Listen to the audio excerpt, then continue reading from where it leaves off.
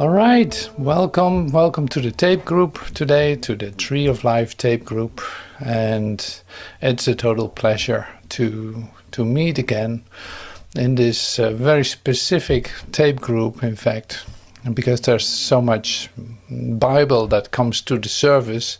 It is normally in Joel's tapes, but now it really comes to the service, and that's a delight. Then it's obvious whose master is Joel's, and that's Jesus Christ of Nazareth. So he uses New Testament a lot by repetitive. Yeah, he uses it by repetition. You could say it's basically the foundation of the infinite way, and so that is nice too. It's beautiful to see that come to the service and actually take a look at it, how that comes about. And yeah, today's talk is Matthew 25, 35 to 45, just about there. And that is a very specific part. It's a very specific part in Matthew. And this is great for us to take a look at today.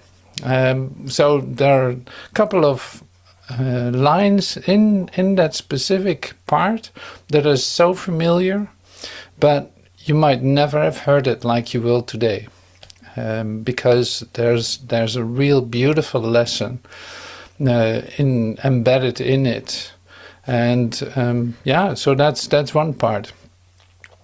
That's the in between the meditation and listening to Joel actually do the talk. In the talk of Joel, there was so much material that I could work with, so to speak. So I also used the three major healing principles that he's sharing with us in the talk. But I put that on the website, so I'm not going to use that too much today, except we listen to Joel diving deeply into it. But if you want to read some transcript of the first 5 minutes, you can do that on the website ewehub.com. And I did this specifically just for myself to take a really good look at what is Joel saying, and how does that revert to the biblical reference of Matthew 25. Now, there's, like I said, there's so much material to work with, because reading the Bible, we saw this last week too, reading Bible, starting with Genesis like we did last week, like starting with Genesis, you already see like, well, I was not really aware, like you could say, like I was not really aware that it is a story, that it isn't like it is a story. It's not God speaking, no, it's a story about God speaking, and it's still a story. So that was a good start. So it's like so symbolic altogether, and to make sense out of that, the thing is that you have to allow yourself to become completely part of it. Now, this is something that we will see today too. Now, there's also the Psalms coming up, like Psalm 24 came up very strongly as a reference, and I would love to use that in our meditation as a song of David, singing a song literally, or bringing that song of his love for God and including himself into that completely, and instructing in a certain sense in how to open the doors of your consciousness, to open the doors of your mind, so that the glory of God can be revealed to you. Now, imagine that, making a poem about that. That's really lovely. Well, David did it. So hearing him sing in the meditation, you could say, if you listen well, beyond the words and beyond the sounds that you hear, you can actually hear David sing his psalm. So let's start with that and become completely still in that and let ourselves be so affected by it, by really what David is referring to, that we include ourselves completely into this.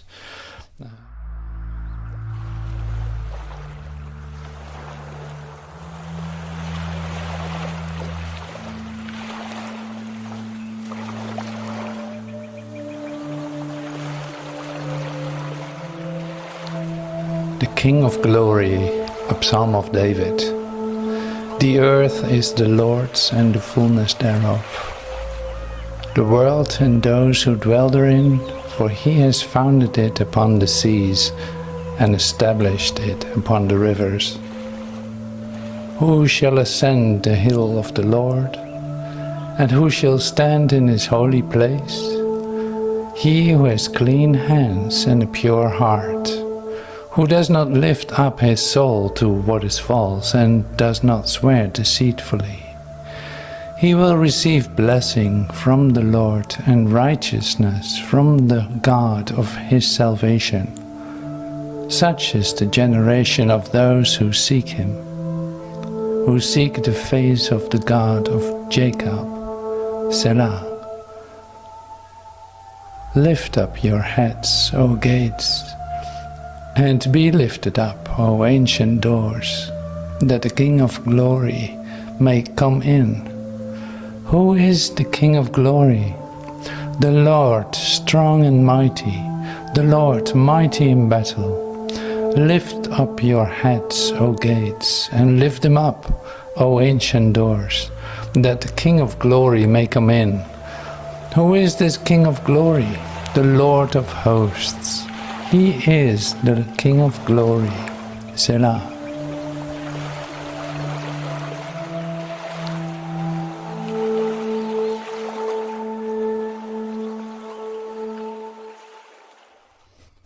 Thank you. It's great to be still. Thank you so much for joining me in that. That's lovely.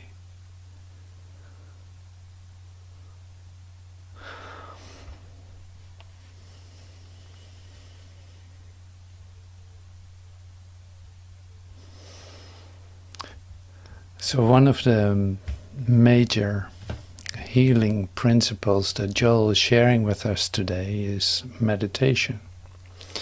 And you are probably not surprised that that is so. But it is really lovely to meditate and to allow this to occur. So it's like the glory of the Lord. Yes, yes. I open the doors of my consciousness to let that occur. Yes. So that's so beautiful. Thank you so much. Yeah, continuing then with some kind of preparation. I always say some kind of, because it's like, yeah, it doesn't need preparation, but it's so great to look at what is given. So you want to, have everything out of that. You want to be fully aware of what is actually going on, and so this is set up for that, and it's like a help.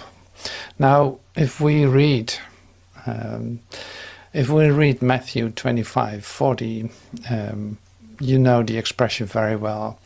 It's like that what you do to one of us, so to speak, to one of your brethren, you do it unto me. That's one part. Now the other part was, the earth is the Lord's and the fullness thereof. So that's also a part. Like, you've heard this many times, and Joel uses it all the time in his talks. Always is that coming back. Matthew 25 is like, I don't know how many times he will use it, but anyway, it's an essential part in coming to something fundamental. Now, to take the expression of what I do to my brothers is what I do.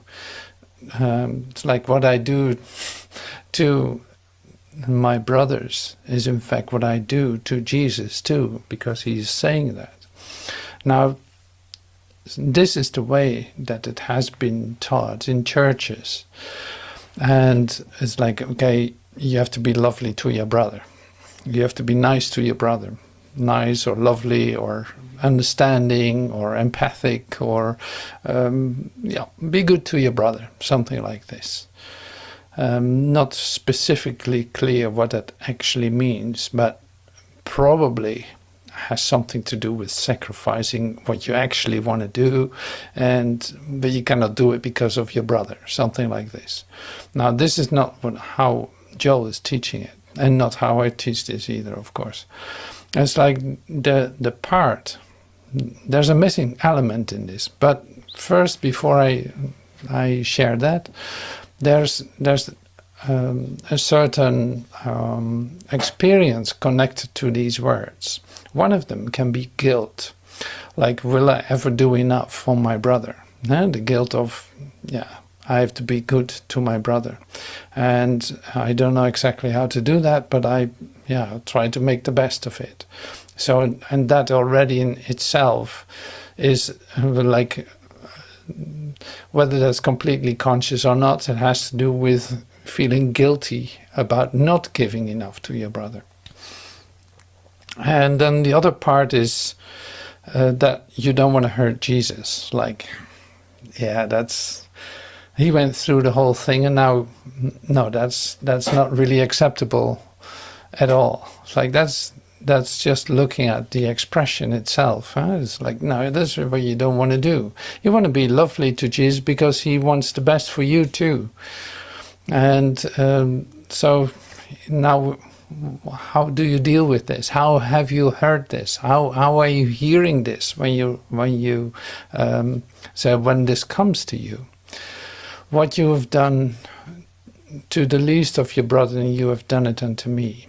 That's like, there's something missing in this story that actually would be very important.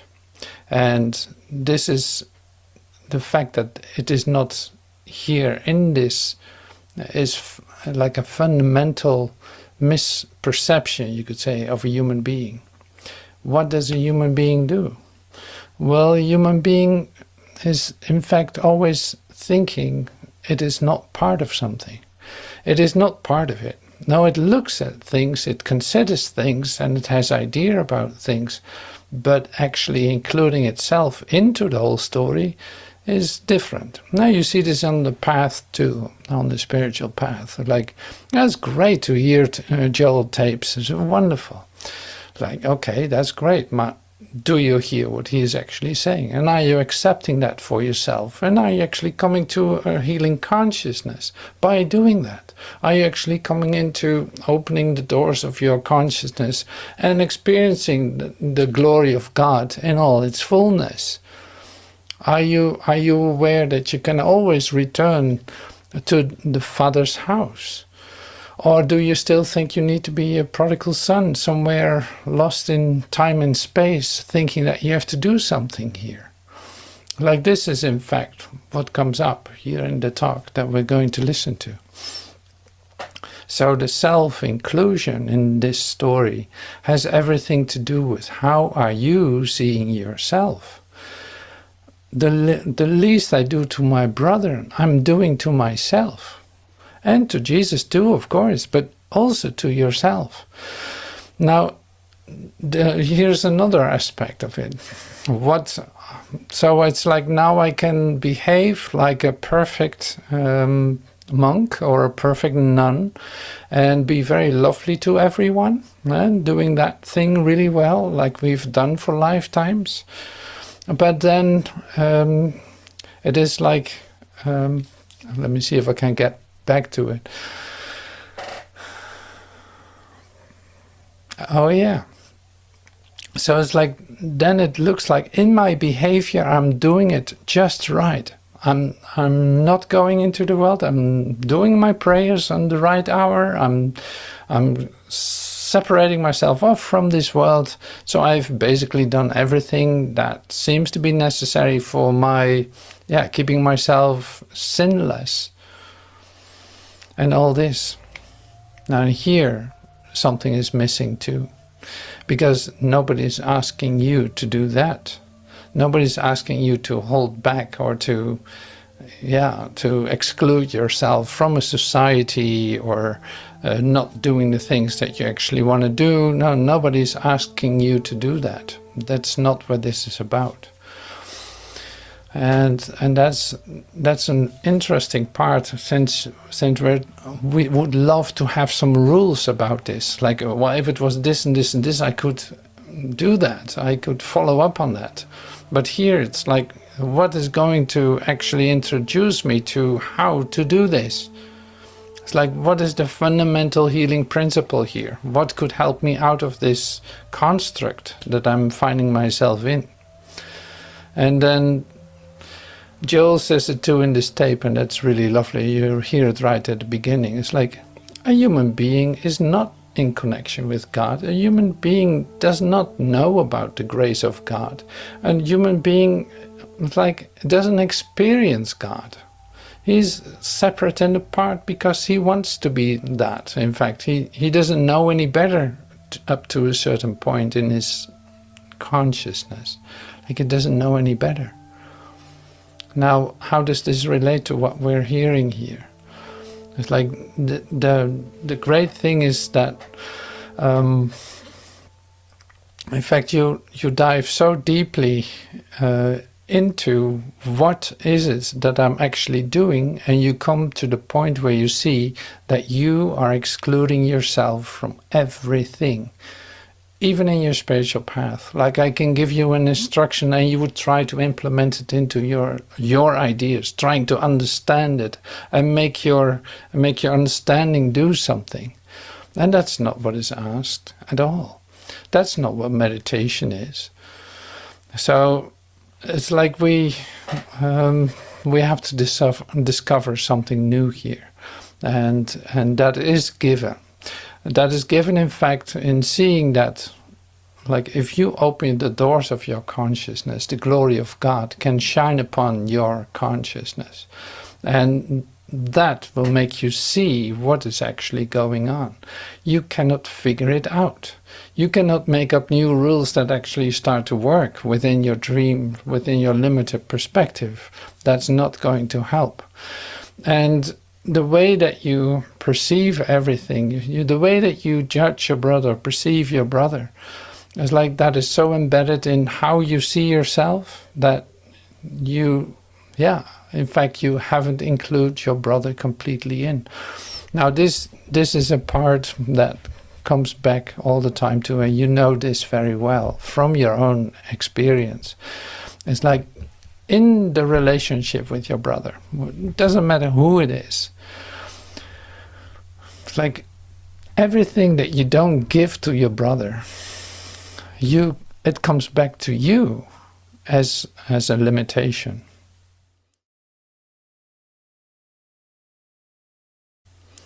So here's the key, in fact. It's like, why not bring up joy in your brother?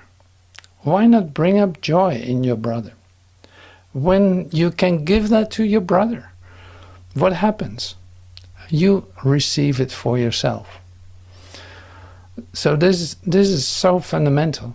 If you say, like, well, I don't really know about this relationship because, it doesn't do a lot here, or blah, blah, whatever your idea about it is. It's like, okay, so let's take another look at it. How about this? Why don't you, in fact, be present in a way that can actually, or why don't you just give the joy to your brother? Why not just open that up as a real possibility to literally transform the moment that you're together? Not that so much a doing as just an awareness that it's up to you to give. Like, it doesn't depend on anyone else. You are the one giving in this situation. Now, if the joy starts to rise, that's like beautiful for all of you, for whoever is there. Now, this is your possibility. So it's like, how much of your time have you used to not do that? A lot. that you just take things serious, that you seriously discuss all kinds of things in the relationship, but forget to actually let everything go and in fact offer the joy and happiness that you are in connection with, just because you can receive that, just because your focus is there, just because this healing you allow for yourself, and in that you can give it to your brother. So that is the real deal here with Matthew 25:40. What I do to the least of my brethren, I do unto me and myself, of course, and Jesus and myself. But here, this is not so much as, okay, I better be careful then. No, you're going to give everything to him. You're just gonna completely, in fact, include yourself into the situation, that if the joy that you are, if you give that away, the whole relationship will be totally different. The relationship in that moment, I'm not talking about you're going to stay together or something like this, but more like, here's your opportunity to give everything in that moment and allow that moment to be whole in itself. Why not? This is your opportunity. This is where healing occurs. It doesn't need to be in a practitioner's office. No, you got your brothers. It's like joy you can give everywhere you go. It has to do with your consciousness. It has to be with about you are open to give that. Not to let yourself be guided by your judgments, but opening it up completely and seeing something brand new, literally opening the glory of God in your consciousness and starting to, in fact, to give that away, to radiate that straight into your brother's mind or into his heart, or who knows what you do, how you do that. I know you have great ways of doing that. I experience that a lot. I'm so happy that that is like something that is opening up, and that's so incredible. This is our salvation. Three major healing principles. Three major healing principles. So here's Matthew 25. For I was hungered, and ye gave me meat. I was thirsty, and ye gave me drink. I was a stranger, and ye took me in. Naked, and ye clothed me. I was sick, and ye visited me.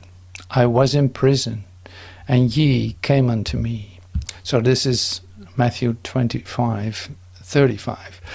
For I was hungered, and ye gave me meat. Now I want to stand still with this one. I was a stranger, and you took me in. So where's this taking in taking place?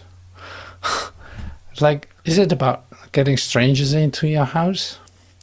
Literally, like literally speaking, is this getting a stranger into your house? Like, oh, you can stay overnight, no problem. Just, yeah, come on in. Yeah, here's my coat too, and here's my this and my that. Like, this is what we have been doing for centuries and lifetimes, but that's not really what is asked, is it? It can be, but it not necessarily has to be like that. So where's this stranger? How can I let the stranger in order that he isn't a stranger any longer? Now here we have Jesus speaking to us. It's like, how do you do that? The same story, same healing principle, including yourself in, not thinking that your brother is something or someone, some stranger outside of you. No, here's your brother. Here's your innocence. Are you going to connect with your innocence? It's sitting literally right in front of you.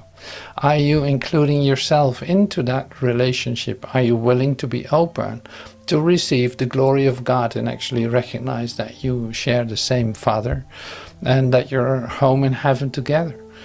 Do you actually see who is right in front of you? Are you willing to let him in? Then he will not be a stranger to you, I promise that. So this is also something like, Okay, it's heart melting to hear that, oh yeah, stranger coming in and here's my coat, here's my food, here's my this, here's my wife, here's my dog, and that's it? No, not at all. No, you can still be denying your brother. So this is literally about the recognition that you're dealing here with yourself. Who are you giving to? To yourself. Who is your brother? My brother is who I am. Is there a difference between you and your brother? No. Is there a stranger? Is there a possibility that you can meet a stranger? No, of course not.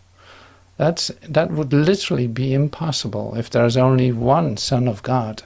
And like, you will recognize your brother as yourself, because he is yourself. There's only one of us. There's one consciousness. You cannot separate consciousness, can you? Like, well, bodies are great for that. You can separate and say like, okay, I walk this way and you go that way. Then we separate our ways. But that has nothing to do with not being one. Not being one, it's like recognizing that you are one and that you cannot exclude your brother. If you exclude your brother, who are you excluding? Yourself.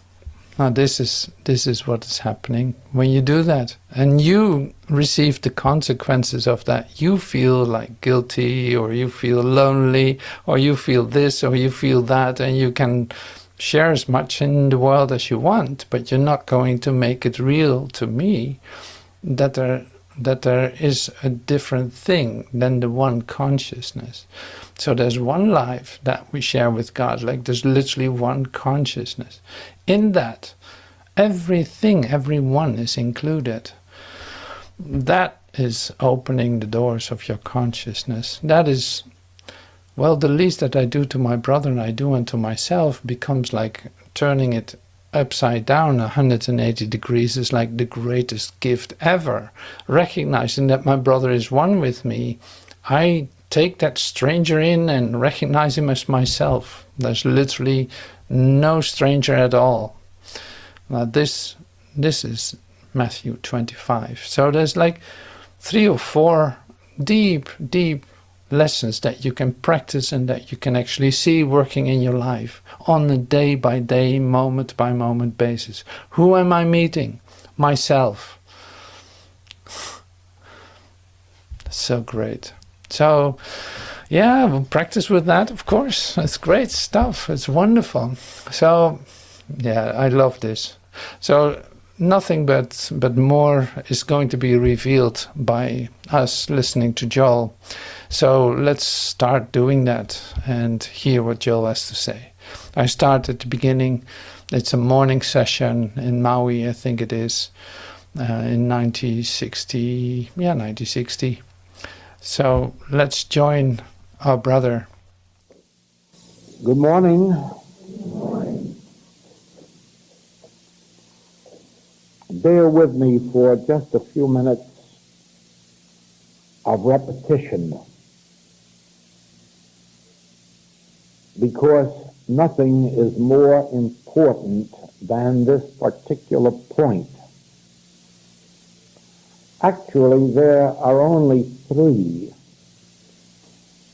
major, shall we say, principles that are of outstanding importance to us in the development of our spiritual life.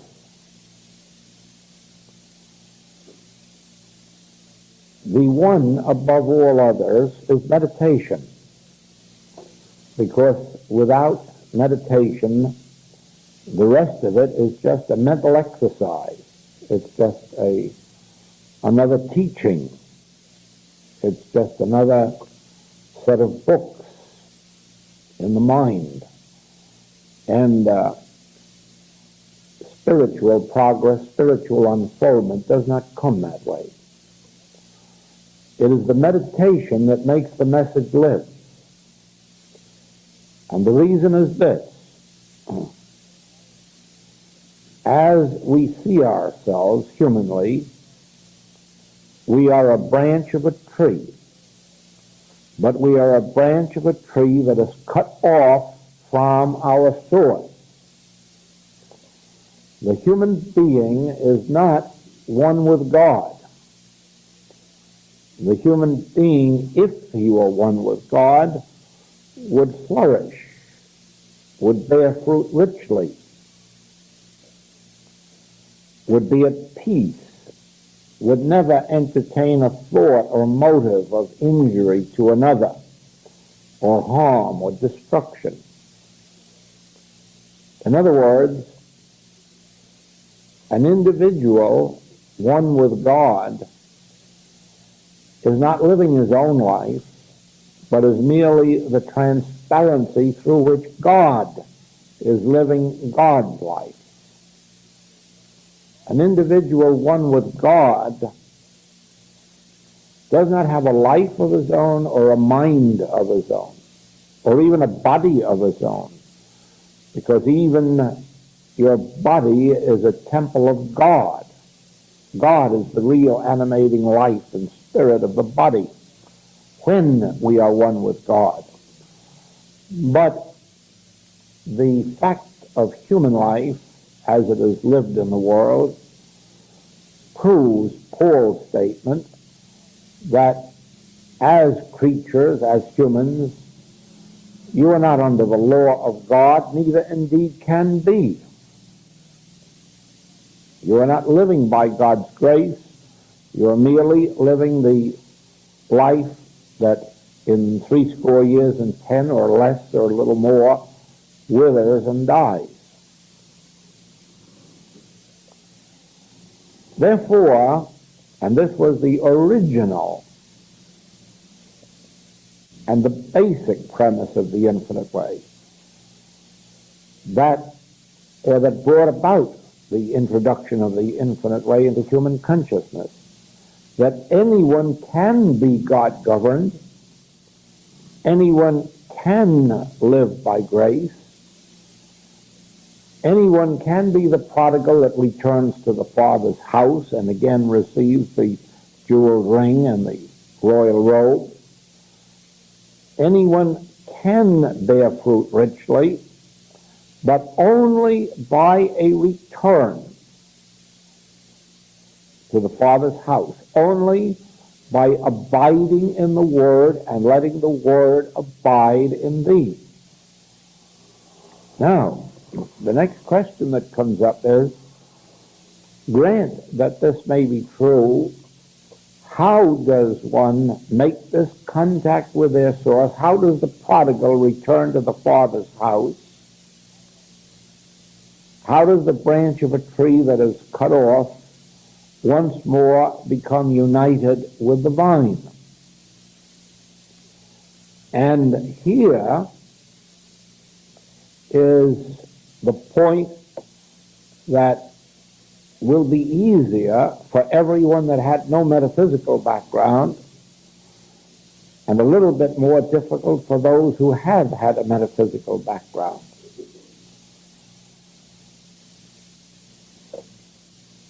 The way to this return through meditation is to understand the purpose or the object of meditation. And that is to receive the Word of God, the Spirit of God. The reason it's a little bit difficult for the metaphysician is that they have been trained to go back to mind for a new automobile or a new house or a better position or health or wealth or fame, and they overlook the fact that none of these are attainable that way.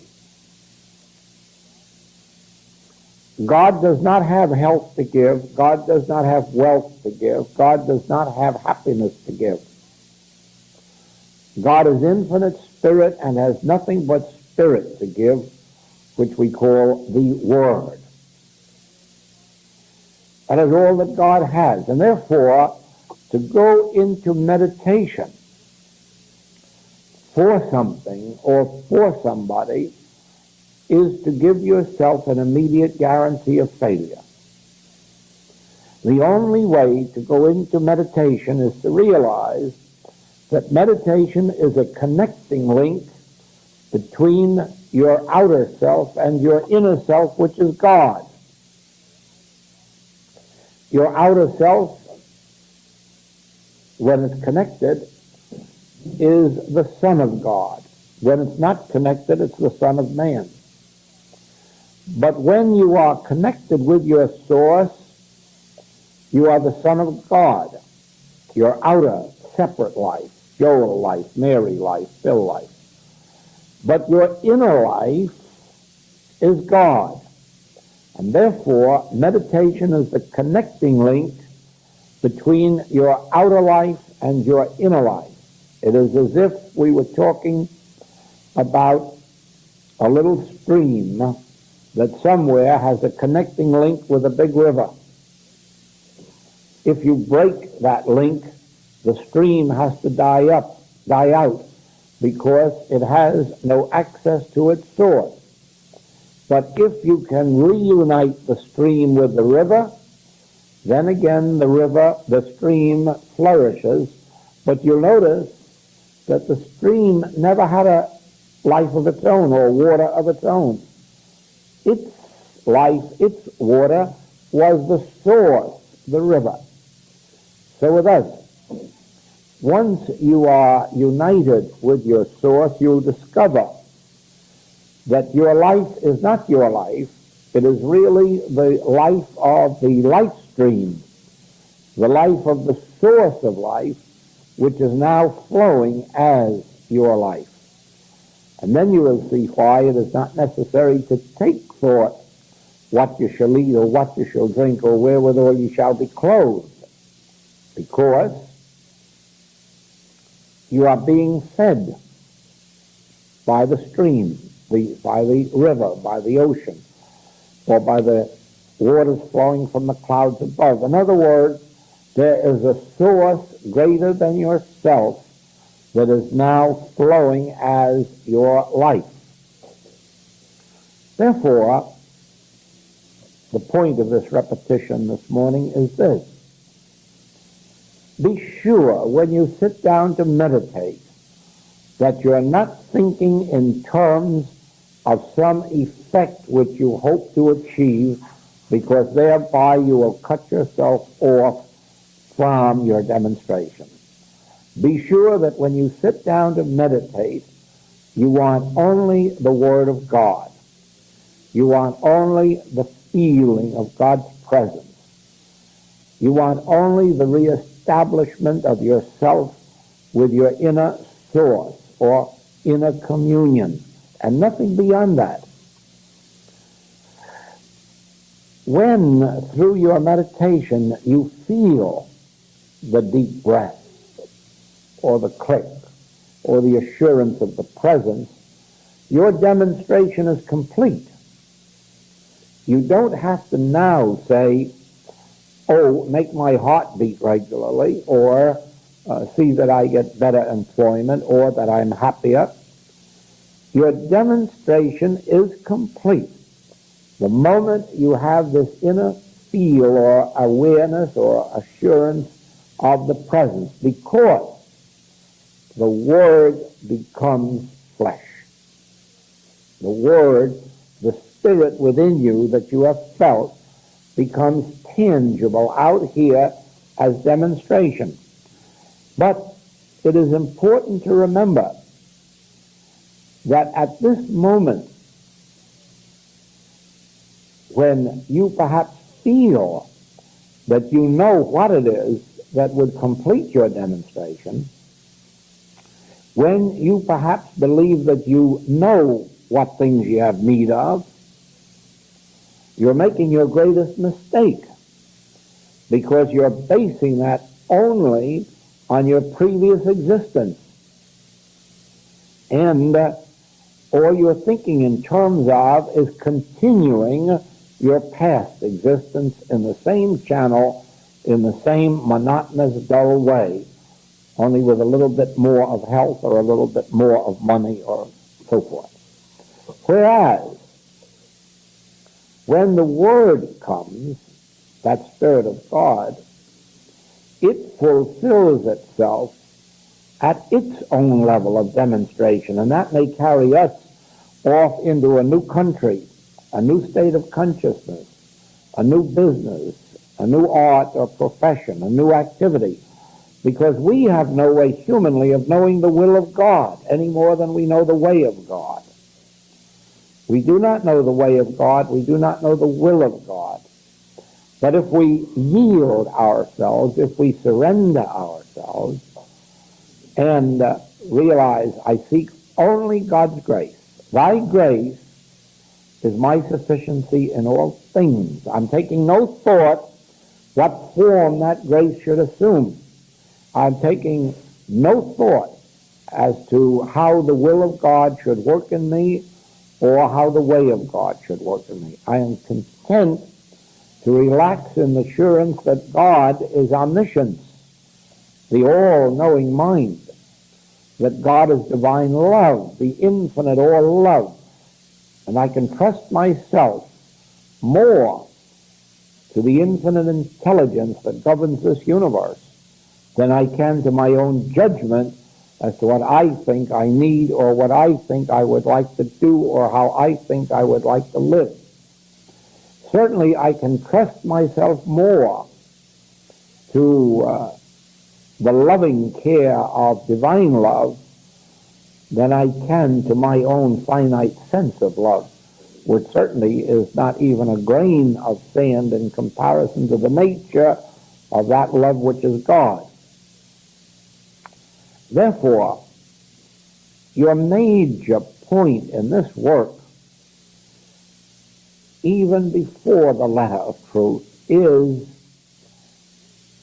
that you do with each meditation surrender yourself to the Spirit within you and realize that thy grace is my sufficiency. And that's why I'm here in meditation, to receive thy grace, the assurance of thy presence. If it were possible to hear the Master say,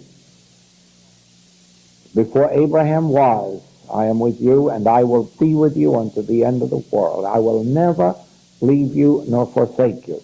If you can hear that, it is far, far better than turning within for any other purpose or motive. And there is nothing greater that could come to one than the still small voice of assurance, because then we know we have all infinity pouring itself out for us, all of omnipotence, and then there'd be no other power apart from God. The other 2 points, just in passing, is, of course, to know the nature of God. Once you know the nature of God, there never can be fear enter your life again. Once you know the nature of God, you can't even ever have doubt. It's an impossibility to know, even in a measure, the nature of God and have fear or doubt, because to know the nature of God really means to realize omnipresence. Here where I am, God is. That's the nature. Here-ness, now-ness.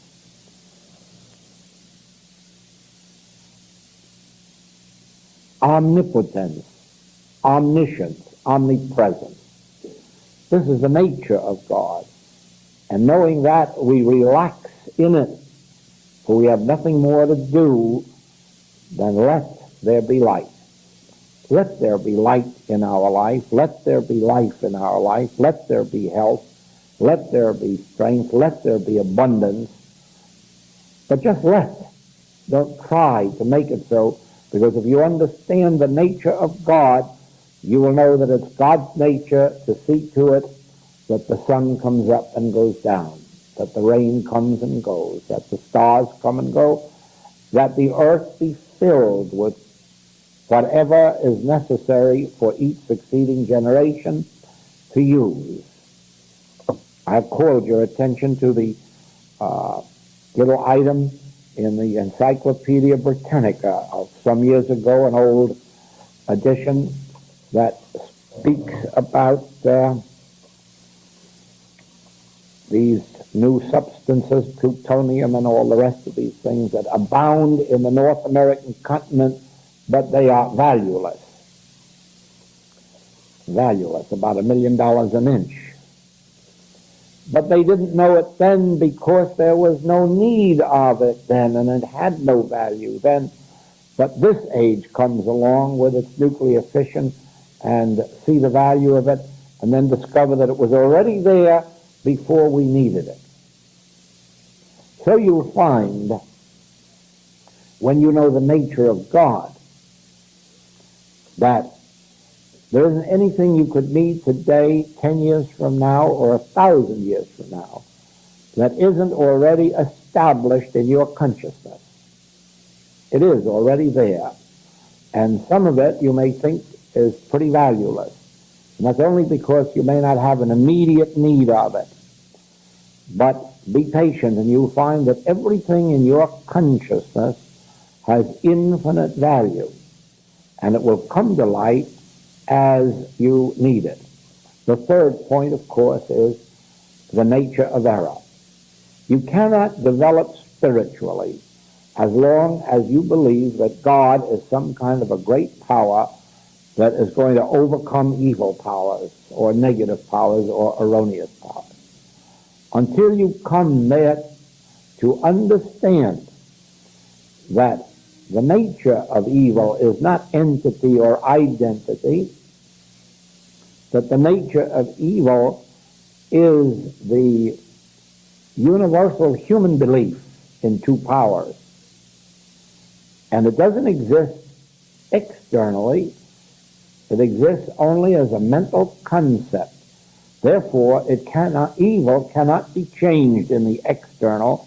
Evil can only be changed within your own consciousness, because it isn't anything that exists externally to you.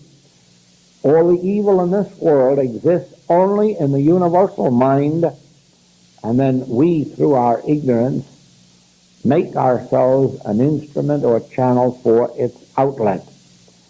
And the beginning of wisdom is when we recognize this and realize that since it is an activity of the universal mind, separate and apart from God, it has no law of God to sustain it.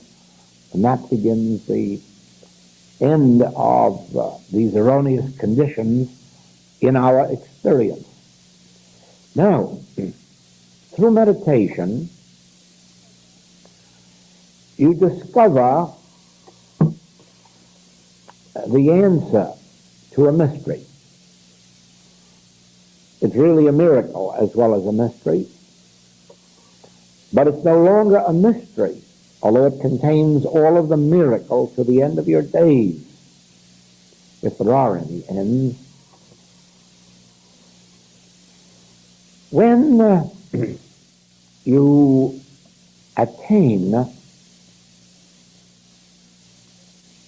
your contact with your source, when the branch is reunited with the trunk,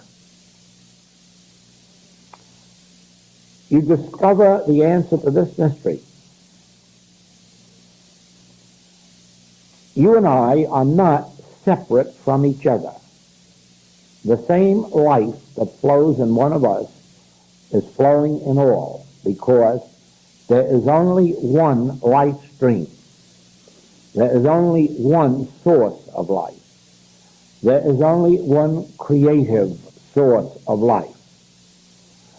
And we call it God, but you can understand well that there cannot be a Hebrew God and a Christian God. There may be a Hebrew concept of God and a Christian concept of God, and there can be an Occidental concept of God and an Oriental concept of God. But there cannot be more than one God, regardless of what our concepts may be. Now, when you understand that, when you make contact with your source, which is God, you have made contact with the source of everyone's life that is on this globe. You are now one with all of the spiritual life, whether that spiritual life appears to us as human form, animal, vegetable, mineral. Nevertheless, we are now one with it through this act of meditation which unites us with this stream within us. But when you are one with the stream within you, you are one with the stream within me. And we are one with the stream which is in Christ Jesus. We then have that mind which was in Christ Jesus, because the mind that was in Christ Jesus is your mind and my mind. When we have broken through this human exterior of mind and gotten through meditation to the source, we are then one with the spiritual mind of this universe, which is Buddha's mind and Jesus' mind, Lao Tzu's mind, Nanak's mind, and the mind of every spiritual saint and seer. And you have become one with it when you have become one with your own life, with the source of your own life. Now, knowing this truth is not only freeing,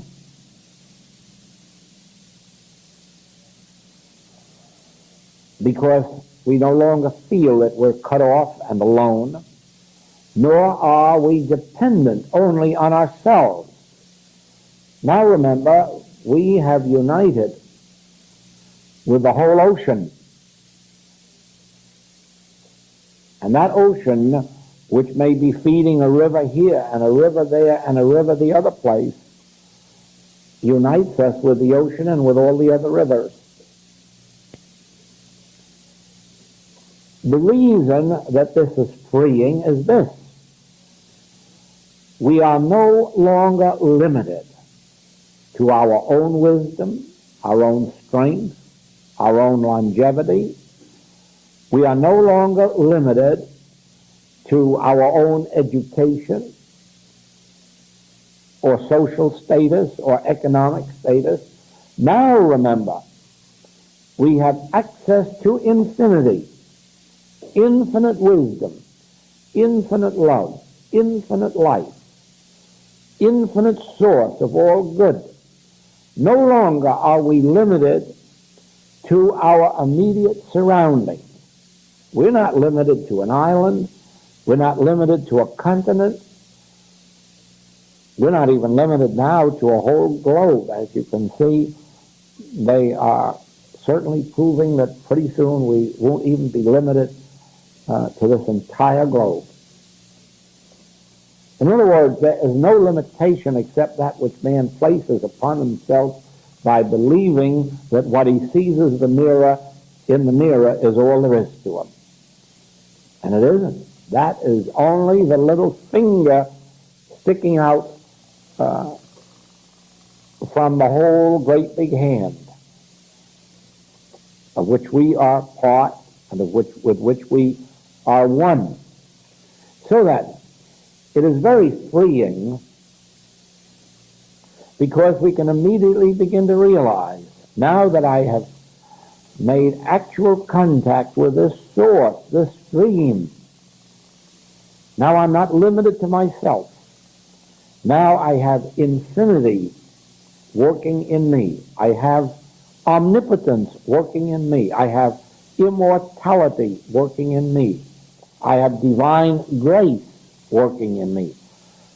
I now and my Father are one. And no wonder we read, Son, thou art ever with me, and all that I have is thine. That makes that whole passage clear. Once you realize that when you make contact with the source that is within you, you have made contact with the source of this entire universe and all of the things that are beyond this particular universe. But along with this freedom comes also an obligation. You have heard it said that Those who have much, from them much is expected or demanded. And this is literally true in the spiritual universe.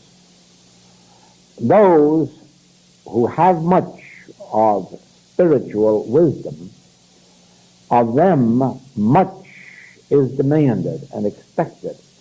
And that is where we come to a whole new attitude of life, as well as a whole new altitude. And let me read from the book of Matthew, and it's the 25th chapter.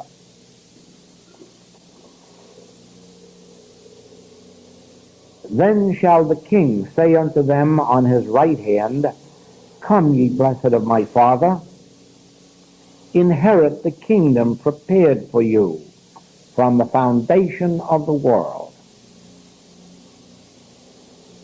For I was an hungered, and ye gave me meat.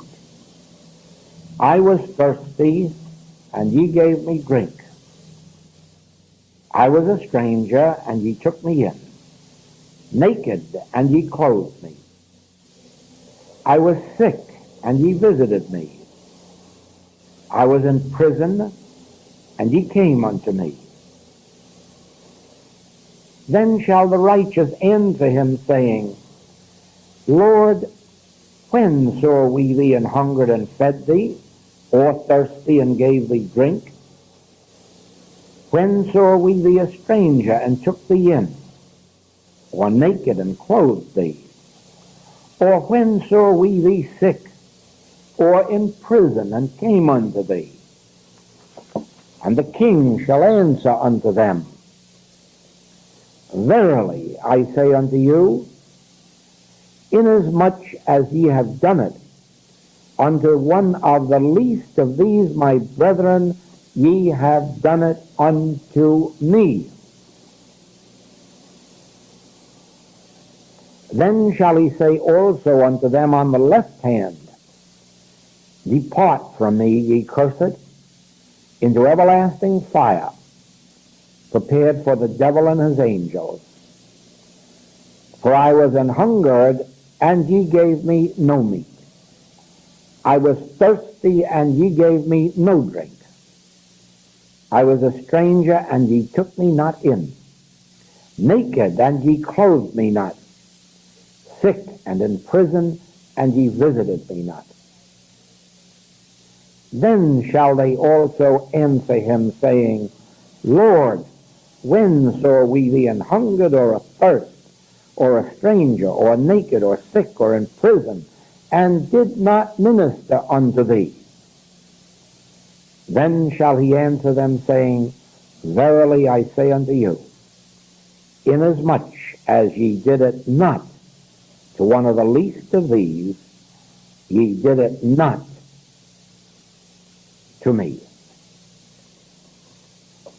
Now, the secret in meditation is that when you have contacted the source of life, God, the Christ, within you, you have contacted the life of all spiritual being, for God is the life, the creative principle of all that exists, human, animal, vegetable, mineral. And thereby you know that the life of you is the life of me. The life of me is the life of you. The life of us is the life of all those anywhere in the world, this world or any other world, past, present, or future. And the import of this passage of Scripture is that whatever we do to another, we are doing unto ourselves, for there is only the one self, the one me, the one I, the one divine being infinitely manifested. Therefore, the good that we do to anyone, friend or foe, is actually a good that in the last analysis we are doing unto ourselves. It is the bread that we are casting on the water that returns unto us. That which we give to another, we are giving to ourselves. That which we share with another, we are sharing with ourselves. Because there is only this one self flowing in all of us. And then, of course, is the other side of the picture. Every injury, every injustice, everything of a negative nature that we do unto another, we are not doing unto another, we are doing unto that one same self, which is our self, myself. And it is this that gives us that karmic law of, as ye sow, so shall ye reap. It is not something that is put off into the far distance, because the doing unto another is the doing unto ourselves. We witness this very emphatically in healing work. When an individual asks us for help, and I realize the truth, or any practitioner realizes the truth of being within themselves, and it improves the health of the other person. Now, we haven't done anything to another person. All we have done is realize the truth within ourselves, and it takes effect in the life or mind or morals or wealth or abundance of the patient or the student. I, if I be lifted up, shall draw unto me all men. In other words, the truth that I know within me becomes the law of healing and regeneration unto you. How can that be? Only on one basis. Your life is mine. My life is yours. My mind is yours, and your mind is mine, and whatever is taking place within me, you are receiving the fruitage of it, for we are only one mind and one life. Wonderful. Thank you, Joel, for sharing this. Now, I can imagine that this comes to you very quickly and very intensively, which is really wonderful. Now, I want to invite you, tomorrow at 10 a.m. Central Time, we have a Healing Heart Circle. And in this Healing Heart Circle, what do? We're continuing with this Matthew 25, but then in a very practical way, as a healing circle, you could say. And it's specifically with ideas of pain or of sickness, here comes something. It's the idea of excluding yourself would be very painful. There's no necessity to do so. So here's it coming to you now, and this is you cannot exclude yourself from this. Do you see sickness? Do you have an idea about it? Do you see pain? Or are you experiencing it yourself? No, this could very well be. Now this is going to be, this is going to change for you if you allow to see it in a different way. And this different way is given to you by, applying these healing principles. But the practice of it is essential. So that's why we have this healing circle. It's like a practitioner training, and we come together tomorrow with very specific parts in which you in fact come to coming into the direct expression of how can I actually open the door, so to speak, to my brother. How can I actually recognize my oneness with my brother? How do I do that? I would love to kind of try it. How does this work? And so the practicality of it, like I said, is an important part of it. So you're wholeheartedly invited to join us. And it is the same link. So it's 10 a.m. Central Time, USA. That is like 5 p.m. in Europe time. So you're welcome to join. And that's really great. Because you can see, like, there's so much in there. There's a lot to discover and to practice. And this is why that's so great that there's a possibility for that. All right, rest me to say thank you so much for your presence today. I'm going to play some music, but and you can relax with that and join the sharing, joining the joy that comes with that. And I hope to see you next week in the next episode, or maybe tomorrow in the Healing Heart Circle. Thank you so much for everything, and bye for now.